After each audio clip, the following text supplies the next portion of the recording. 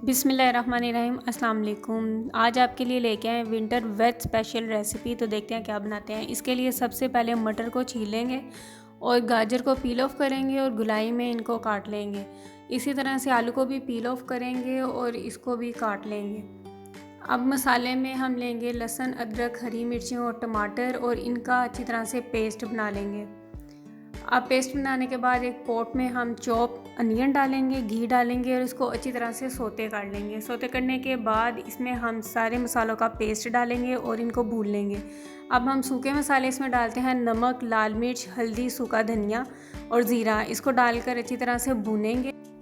अब इसमें हम दही का एक बोल ऐड करेंगे और इसको भी अच्छी तरह से भून लेंगे। अब इसमें हम अपनी कटी हुई वेजिस ऐड करेंगे। सबसे पहले मटर डालेंगे, फिर आलू और गाजरें भी डाल लेंगे। इन सब्जियों को भी डालकर अच्छी तरह से मसाले के साथ मिक्स करेंगे और फिर इनकी भी भुनाई कर लेंगे। अब थोड़ा सा पानी का इसमें छींटा लगाएंगे, ज़्यादा पानी नहीं ऐड करेंगे। अब पिसा हुआ गरम मसाला ऐड करेंगे, हरा धनिया और कसूरी मेथी धोकर वो डालेंगे। इसमें अच्छी तरह से इन चीज़ों को मिक्स करेंगे और 5 मिनट के लिए दम पर रख देंगे।